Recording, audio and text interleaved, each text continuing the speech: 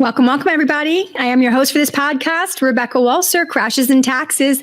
Thank you to all of you that are spreading the podcast. I promised I would do a better job if you guys would like, subscribe, and refer the podcast out, and I would get more into the podcast. And my team has said, hey, we've gotten a big surge in podcast love. Likes and follows and subscribers.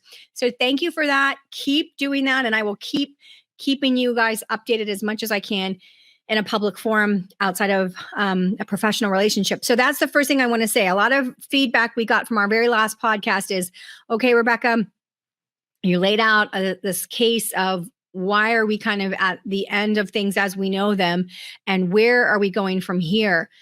And I really cannot stress enough, really since 2008, when the Federal Reserve started bailing out GM, and when I say the Federal Reserve, I mean through the Federal Reserve financing. So obviously Bush 2, in the end of his second term, said that GM was too big to fail, we would bail them. Obama came in and bailed them out.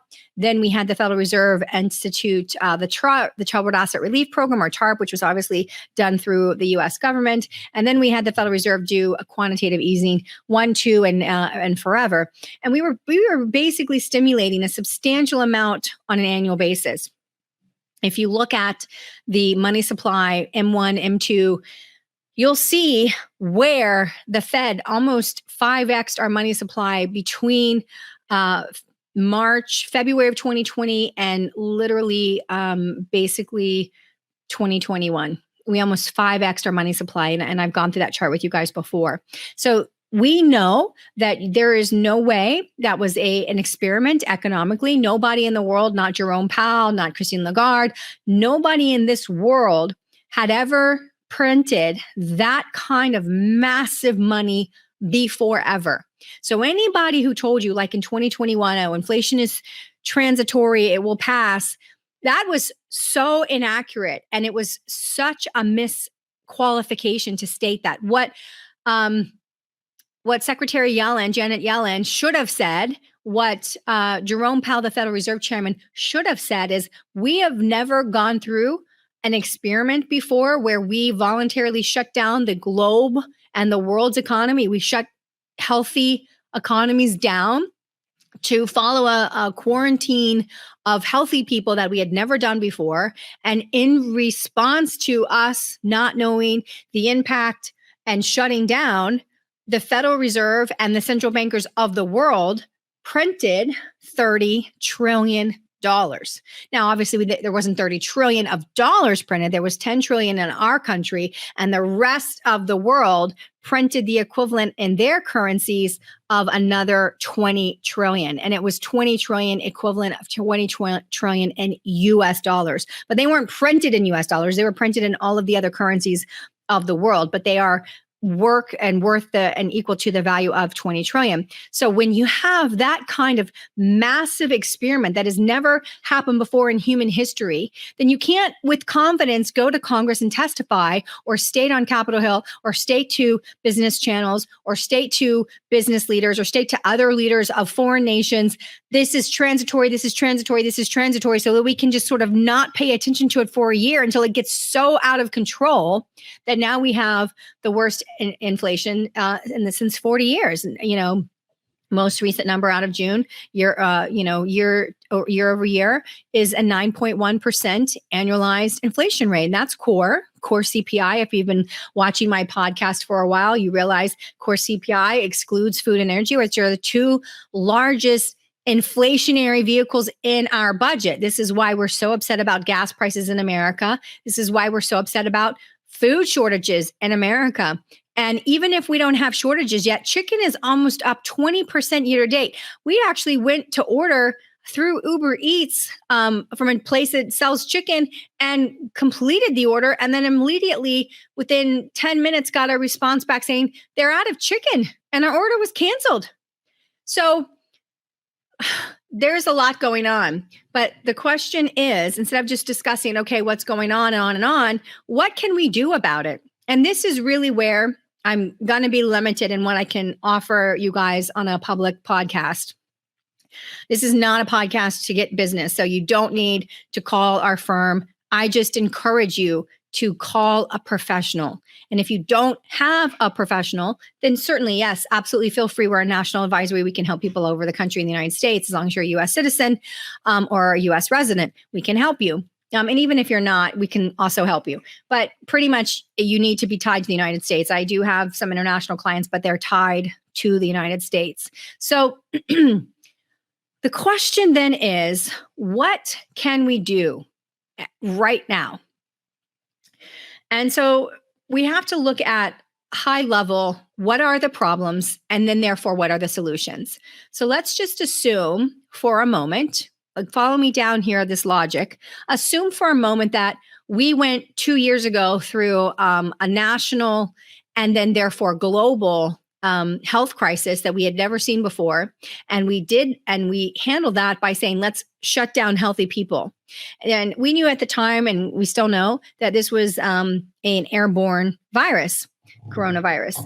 And so, it was in one of my MBA classes in the London School of Economics, and I raised my hand to ask a professor. He was talking about ESG and CSR and all these things that are related to green energy and all of these things.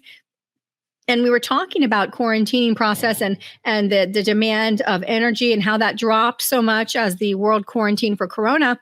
And I raised my hand. I said, let me ask you, what did the lockdown achieve? I understand that we did not know necessarily initially the impact of coronavirus and how what it was and all those things. It was very unknown. But we've never before in the history of time resolved that by shutting down and quarantine healthy people. That's not a normal solution. So that was a really odd solution I found to begin with. When you start listening to 2022, fast forward, you start hearing about hemorrhagic fever, which is called Marburg. I've been talking about Marburg. I think I had a podcast on Marburg, maybe even in 2021, when in Pennsylvania, CDC monkeys got on the loose. And I basically said, okay, you guys, this is going to be Marburg. And the reason for that is because that hemorrhagic fever is something that we've known could potentially be an issue for a while. So you have that. You also now have this monkeypox.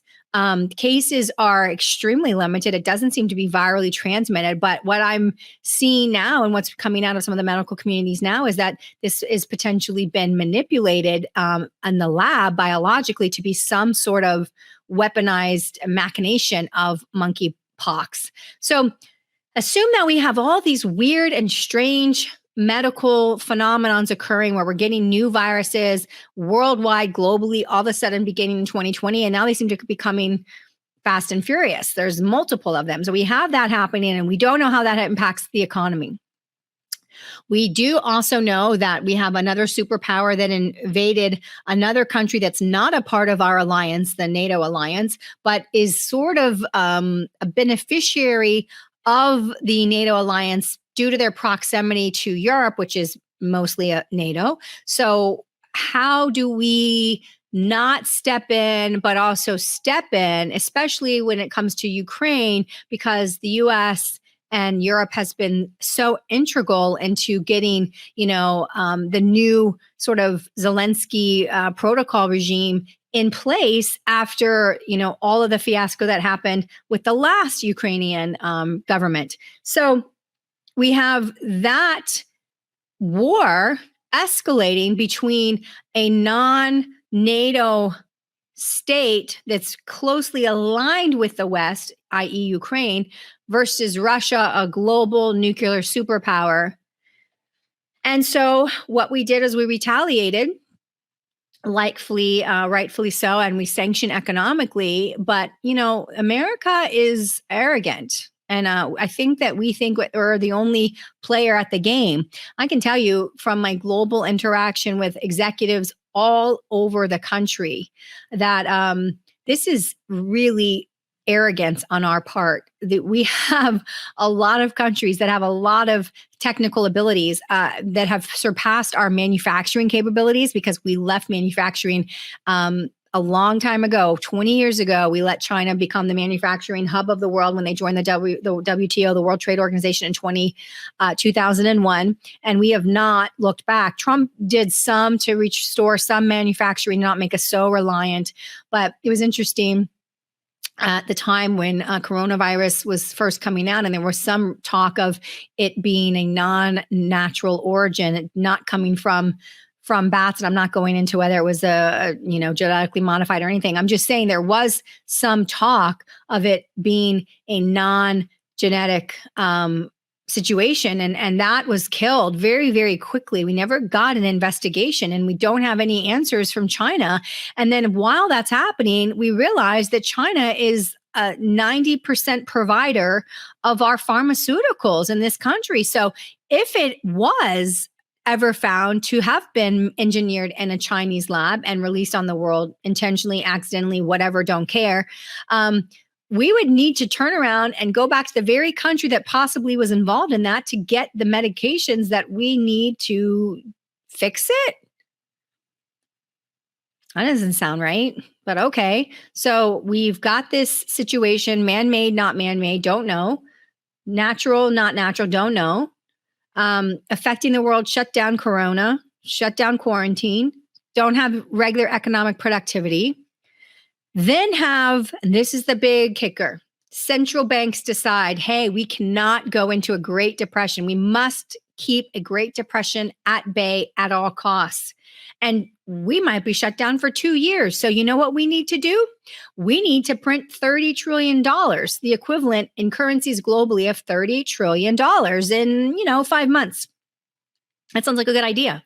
And then we will keep a depression at bay. We'll get people to go back to work slowly, if ever, maybe give them some universal basic income, maybe do all these things, but we'll get people to start going back to work. We'll start to get life back to somewhat level of normal eventually. And then when we start to really see inflation, we'll simply just say it's not real, it's transitory, and it will all metal out and this money will all be absorbed. But like I've mentioned to you guys before, when you have the same amount of finite goods and services, in fact, our goods and services are declining, they're going down because we've had less production since coronavirus. Germany, for the first time in 30 years, just became a not net exporter. Now, this is completely related to the energy crisis they're having with Russia. They say that they shut down the pipeline for maintenance, but obviously Germany's worried, are they going to turn this pipeline back on? If they're not, this is a big, huge problem for Europe. So we sanction Russia. We get Russia kicked out because of our economic sanctions out of the SWIFT international payment system. They have to deal with living and being a country and dealing with the fact that they are not no longer in the system of the West. And so, of course, the BRICS nations, Brazil, Russia, India, China, South Africa, align, and they're sticking together like glue. And that is alarming. That is alarming for us in America because that is half of the world's population right there. What we're seeing now, and a bigger concern is that, in the last 10 days, we've seen Saudi Arabia make indications, which is why obviously Biden is going to be in Saudi Arabia. We're seeing a lot of indications that Saudi Arabia is moving away from the United States and aligning more with China, which is a huge problem. If Saudi Arabia aligns with the BRICS nations against NATO, the West, and Europe, and the United States, which it's been aligned with since 1974, very closely aligned with since 1974. It's a big problem. And so the question is, in a circumstance where the US petrodollar dominance is ending in 2022, where can we safely put funds? What can we do to get through this time? The first thing I would say is definitely make sure that you're not in a desperate situation when it comes to food. So I don't know that I absolutely am 100% convinced that there is going to be some kind of global food shortage in 2022. It's already happening. We're already seeing Holland farmers rise up against the new Dutch limits on the nitrogen containment limits for the ESG movement is said to basically make them lose about 30% of their farming operation. I don't know if you know anything about farming, but the margins are not high. You can't just lop off 30% production, expect to maintain your lifestyle. So the Dutch farmers are raising up. The firefighters in Holland have joined them. You see the farmers in India rising. You saw the collapse of Sri Lanka not too long ago. That country is completely bankrupt, dealing with the IMF on that. Story after story after story. So the first thing is, don't be caught without having a nice, healthy supply of good, food and water. If you can't stock up on water supply, then I would just have a way to get water supply. Meaning, should you have a water filtration system at home that you can get water from somewhere and make sure that it's usable? I don't know that there's not a water crisis. There's not a food, there is a food problem. There's not a water crisis problem, at least not right now. But what I'm trying to prepare you guys for is, if there is any escalation, and I'm not saying there is or there isn't, but if there is an escalation, whether it be between NATO and Russia, whether it be between China and Taiwan, or whether it's between Iran and Israel, there is likely to be military escalation in 2022. We are completely on the verge of it when it comes to Russia, because we have the military equipment and the personnel in place if that escalation comes. So we could be on the verge. I mean, New York basically just put out a PSA, a public service announcement on what to do in the event of being informed that their nuclear bomb has been sent. So we are in different times than we've been in a long, long time in the world. And so the answer is not going to be a traditional, conventional answer of just hold through it and you'll be fine. I do think that there's a lot of stocks that are good buys right now. But the only reason I haven't executed on that is because I still see an absolute situation coming where we have to deal with some reality before the year's over. And so I do still see the market reverting back further towards its mean, or at least to its pre-high before all of the stimulus of coronavirus, which started in March of 2020. So if you go back and look at your indexes in February of 2020, before all the things started to go, that's kind of a good barometer of the organic, although it wasn't purely organic because the Federal Reserve was stimulating back then. But at least we have a good baseline barometer of where the markets could potentially retrench back to. Not saying they will, not saying they won't, just saying it's a very high possibility that we will see further retrenchment. And what do you do in the meantime? Well, the first thing I think you need to do, if you are within the next 15 years of retirement, 15 years or less, and you're in retirement, you need to understand that with the scope of what we are talking about globally happening, because the United States has no idea what this looks like after it happens, because we've been the world's reserve currency since 1944, and we got teeth on that. We got power and strength behind the dollar in 1974. So up until Richard Nixon took us completely off the gold standard in 71, FDR partially took us off of it, and over time we partially weaned ourselves off of it. And Richard Nixon, August of 71, fully took us off of the gold standard. So we came off. And then we started having inflation. We started having all kinds of issues because we no longer had a currency or a intrinsically backed currency with a real hard asset that had value. So came off the gold standard, had a really truly unbacked currency. And that's when we made the deal with Saudi Arabia to say, hey, the United States will be your military and will protect you militarily if you will make an agreement with all of your OPEC producing nations, plus Russia's not a part of OPEC, to sell dollars, to sell your oil and dollars. So that's where the petrodollar was birthed. And we've had a really strong dollar ever since. We remain probably the strongest economy in the world. And so I think Americans arrogantly, and this goes back to our American arrogance, I think a lot of Americans arrogantly think because we're the strongest currency in the world, and we are currently the world reserve currency, that the dollar is fine and that there's no issues with anything that could happen. And that's just not, frankly, the case. We have already had the major things change that have needed to change, which is we already have these BRICS nations starting to come up with a new reserve currency outside of the US dollar. And so just the nations alone is half of the world's population. Well, we can't lose half of the oil sales outside of dollars and not have the beginning of the collapse of the dollar. It's just not possible. So you're not seeing there's a lot of things that are ironic right now that don't make economic sense in a normal sense of how economics normally works. If you have 9%, 9.1% core CPI, that means that your dollar is weakening because it takes another 9.1% of more dollars to buy what you could buy before when you just had to buy it with a dollar. So we're seeing a 9.1% raise year over year in costs, but yet our dollar is strong. How does that work? When our dollar is inflating, how is it still strong? Well, it's strong relative to all of the other options. China's imploding. China just nationalized $2.2 billion. They have a run on their banks. Japan has GDP to debt to GDP ratio of 260%, the worst in the world. China and Japan are our biggest buyers of US debt. If they're not going to buy our debt, who's going to buy it? That's another problem. We're used to spending $3 trillion a year that we sell to the rest of the world so they could buy their oil. That's over. That's ended. The petrodollar is going to be dead. It's already dead. At least it's dead in every transaction where it was not previously dead. Now, all these oil sales that are happening all over the world outside of the dollar is a huge problem, and no one's talking about it in America. The death of the petrodollar is huge. If it wasn't, ask yourself why we cared when Saddam Hussein said he wanted to sell oil in euros. Why did we care when Gaddafi put together an African syndicate of nations that wanted to sell oil outside of the US dollar? Why do we care? If it doesn't matter what Iraq did about selling oil in dollars, if it didn't matter, why do we care? We care because it matters a lot.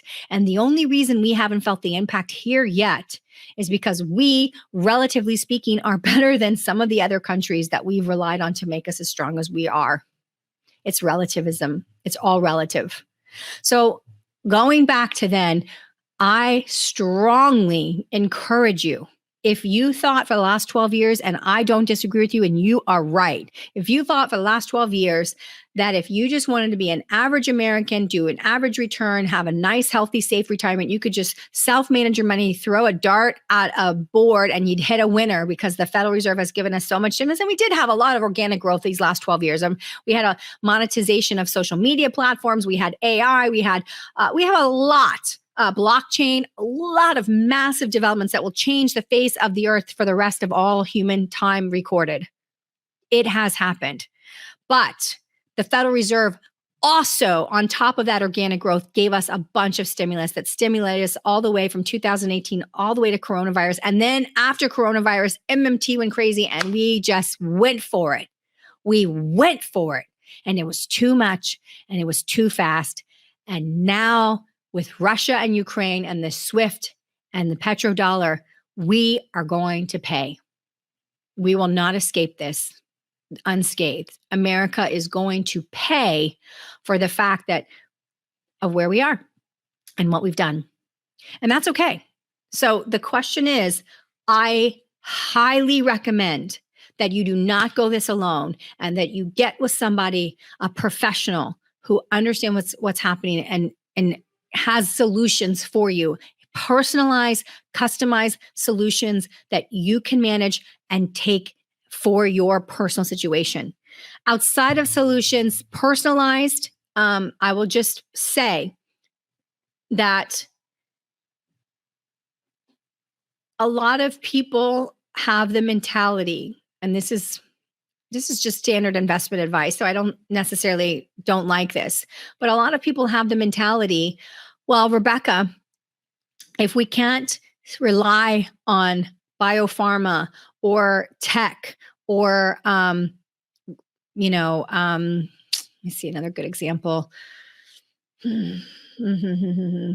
You could say, hey, I want to do energy right now because of Russia, because of Ukraine, because of Saudi Arabia, energy seems to be a sector where we still expect growth this year. So let me take energy. Well, the problem I have with that is just, well, for one thing, remember when you have an event that is a systemic global macroeconomic event, all sectors universally decline. There isn't like, oh, well, energy is great, so energy stays up and everything else comes down. No, it's a systemic market event that occurs across all sectors. So you could see even energy come back down when you have systemic risk, like we're seeing in 2022. But let's just say that you said, hey, why don't we go to energy and just buy energy for the rest of the year and we'll probably be fine. And a lot of people will do that. Well, the issue that you have is that you could create demand destruction. You could have prices go so high in America, which is what I think the green movement is about. They want people to be priced out of cheap energy. That's the whole thing. I just read an ESG white paper, and what they're talking about and how they're couching the terminology and framing the terminology is we don't need to charge people necessarily carbon taxes, but we need to make sure in all of our reporting that we're capturing the true cost of the energy that we're using. So in other words, we might not say that it's like if we ran a plant on purely solar, that might be a lot more expensive to set up, maintain, and run because solar cells are really coal. they use coal, which is, by the way, still fossil fuels. That's a whole problem with solar. But let's say wind, because that's not green at all. I mean, that's not carbon at all. If we look at wind, you've got the top problem with Texas where the wind farms aren't turning because there's no wind. And so we've got record heat, no wind, and you've got Texas experiencing blackouts. But beyond all that, if you want to price people out of using a technology, you don't have to raise the price of the technology. You just have to arbitrarily add the cost that you think it is to the environment of using that non-green fossil energy. And then you can say that when you just give us the current price of the fossil fuel energy at $5.40 a gallon or $5.50 a gallon or whatever it is a gallon, if you just use that, you can say, well, that's my cost. But that they're calling, ESG movement calls that underpriced. And it's not that we have to, change that being underpriced. We have to add the cost of the carbon to the world to the price so that we can compare apples to apples. So that if we say, well, green energy is less efficient and it's way more expensive, I'm not saying that it is or isn't. I'm just saying if we were to have the hypothesis that green energy is less expensive, is more expensive, and all we need to do is show that this is not a full capture of the total price because it's just the current cost of the cheap energy. It doesn't include the cost to the environment, which is, of course, the whole point of green energy is that the environment is not going to allow that to be sustained for generations going forward and forward and forward. And that's why we have to change this. Otherwise, we really will lose our planet. That's the argument. And so in order to make that argument more economically feasible, they do advocate for the ending of underpricing of true costs. In other words, you might say that a gallon of gas right now costs $5, but the true cost of the gallon of gas could be $10 or $15 when you add in the impact of those gallons of gas to the carbon footprint of your city or town. So I know I'm going all over the board today, but my point to you is traditional people in America, we like to see returns. We're so used to, and I'm guilty. Add me to the list. I'm guilty. We're so used to wanting to see returns compounded year after year after year. That when we have an anomaly year like 2022 come along, what we try to do is figure it all out before it's all happened and say, where's the best thing to invest in with everything that you expect to happen? Where's the best thing that we can invest in so we can get some return this year? I actually had a client, that was coming on board from another advisory say that to me. And, it was it just hit me like a ton of bricks. I'm thinking, sometimes you guys, in life, there are times where the best thing you can do is preserve and protect and not try in any capacity to get upside, but to preserve and protect. And I think that 2022 is a sea change year. And I was saying to Shannon on my team, she's an excellent advisor that we have with the firm. I was saying to Shannon, I was like, Shannon, it seems like 2022 right now because we're in the midst of it and we're watching everything globally happen and all of the developments. And it is massive. I mean, it is just so massive.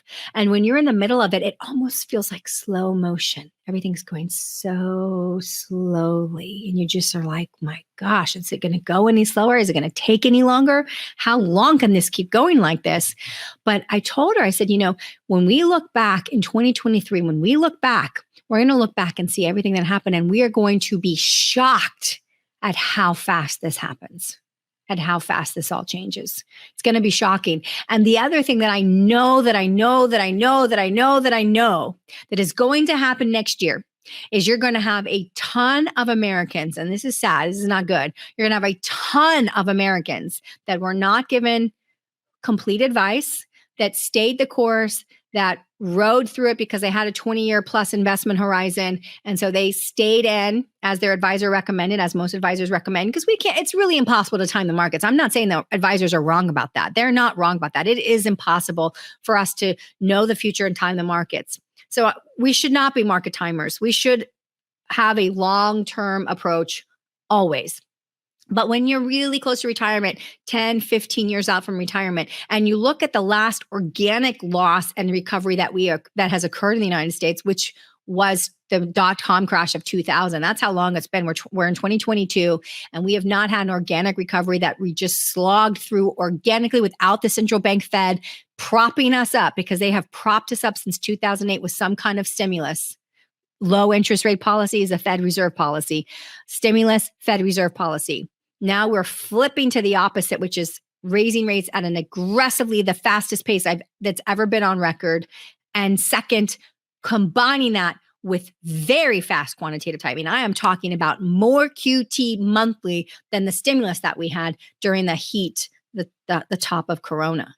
So sometimes, we're going to have a lot of Americans in 2023 look back at their advisors and say, how could you not have known that this was coming? Because the world was burning all around and you just told me to stay in. There are some times in life, based on the circumstances, where it is appropriate to switch your mentality from where can I put my money to grow this year, especially because I want to fight inflation. That is such an urge that we have to get growth and fight inflation. And it's a natural urge and it's a correct urge. But there are times, globally speaking, where we are going through a change in the system of the earth. And in those times, the name of the game is protection and preservation, way before we can talk about growth and opportunity. So I think that we are in a sea change year. We are in a macroeconomic. This is the year of macro. This is not the year of micro. I don't care what Apple does. If the market crashes globally, Apple's going down. I don't care how great they are. Tesla, all of them. Does not matter. I have never seen a crash where the whole market dropped in one stock because it was just so good, stayed straight up. That's just not how equity markets work. Bond values are dropping because we have interest rates going up. So existing bond values go down as interest rates go up. So you have a bond problem. You have bonds that have performed horribly this year, existing bonds. You have a bond problem. You have an equity problem. And that makes managing and growing through this very difficult. The name of the game in 2022 is protect what you have, preserve what you have, and get prepared for the future. That's what the name of the game is this year. So my advice to you is stop necessarily looking for where you can find growth, because we have a lot of problems.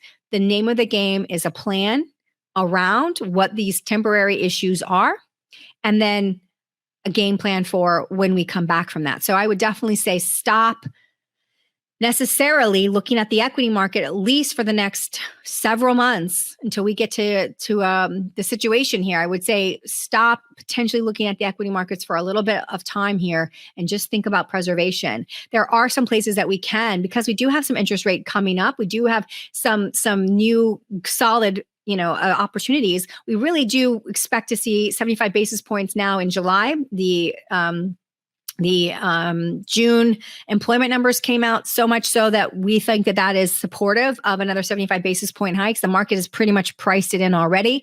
And then we got additional CPI of 9.1%, which just makes the Fed all that more determined to go forward with aggressive rate hiking. Again, 75 basis points, the market's priced it in. So we're going to get another 75 basis points and the Fed funds rate by the end of July, based on all expectations. So if you're looking at some short-term fixed returns that you could potentially save off some inflation around, then I would at least wait probably till the end of July to look at those things. But I would say some short-term fixed vehicles of short duration could potentially give us some return, not the same as inflation. Is not going to get 9% fixed, but we can keep some growth a little bit in a safe way. That way, I would do really, really short-term things. I wouldn't do anything super long-term.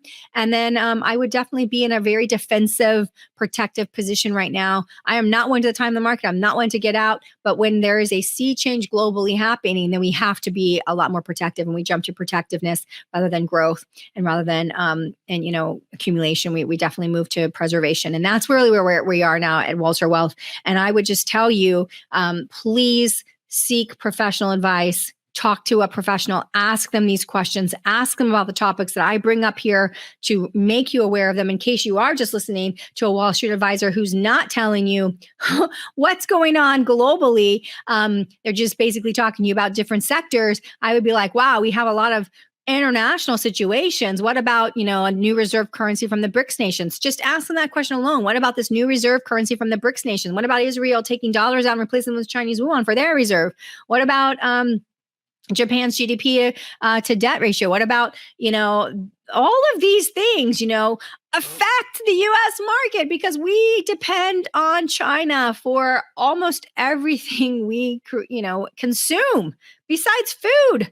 And you wouldn't even believe how much of our food even comes from processed places all over the world. So anyways, I know that these have been podcasts that have been, very full of a lot of disturbing information, and that gets very scary. And we have a lot of people reach out to us and say, what do I do? We cannot tell you on this podcast what you should do, because we don't know your situation, and advice is individualized. But I do want to stress to all of you, please talk to somebody who knows what they're doing, because this is a concerning year, and I don't want you to be afraid, and I don't want you to be paralyzed, but this is just not the forum for me to give you the answers on what you should be doing. You need to retain a professional, and you need to get professional advice through this year. And that's what I will say about that. So there's a lot of information forthcoming. We will keep you guys informed as we go through these changes, as these developments happen. I think I've told you about Saudi Arabia. I've told you about the Dutch farmers. I've told you about India. I've told you about Sri Lanka. I've shared as these world events have happened. We've shared. We expect some developments out of Russia very, very soon regarding the Ukraine. I believe that there will be some international bodies where they bring information to about the United States, that they're accusing the United States of these bio labs in the Ukraine. They have not come off of that. And I have it on some advice that they will be making presentations to the world in some kind of world event outside of the United Nations. I don't know if it's some kind of international, I don't know what it is, but I do know that Russia is expected to give additional information to the world soon about what they accuse the United States of doing. And I am not defending the United States or not defending the United States. I am not in the military. I don't know what we've done or not done in the Ukraine. So I think we'll have to wait and see when that comes out. But we do have events that we believe will trigger, unfortunately, some additional military situations. And obviously that market does not like when the military escalations occur. So again, precious metals is a good hedge. I know that we've seen metals gap down since May, really since April. And those are unusual gap downs. So I go and I look into the trading volume on those days, and the trading volume is sometimes 4 to 5x of normal trading volume, highly suspicious, gapping down. So it's a concerted effort to keep precious metals muted and depressed while equities are coming down, so that we don't see a band of people exit the equity market and thus crash it by exiting. So it's really them trying to keep metals from flying off and out to outrageous levels, because that's where people would flee with their money if they saw metals jumping like that. So they're gapping metals down intentionally to prevent, a market panic. And you have to try to maintain the markets as long as you can. So, things seem relatively calm in the United States. A lot of people are very hurt. They don't have enough money to buy food and energy, but we aren't seeing the uprisings that we're seeing in the globe, the countries across the globe, that we're not seeing those here. And thank God for that. We haven't reached a precipice, although I know baby formula is a huge problem. I know there's a lot of things that are big problems, but we just haven't quite seen that yet. And that just lets you know that, relatively speaking, the United States is in good shape until we have viable payment alternatives globally, in which case then the strength of the dollar will finally reveal where it really is at. And that's where we are. So again, 2022 is the year of the macro. This is not the year to not get truly personalized professional advice. I can't ever give you guys solutions on a public forum like this, because solutions really are customized and personalized for what you want, what your time frame is, and what your needs are. So seek a professional for 2022. It is so important. I hope you guys are having a great week, and hang in there. We will get through 2022. I promise you, this too shall pass. Take care, everybody.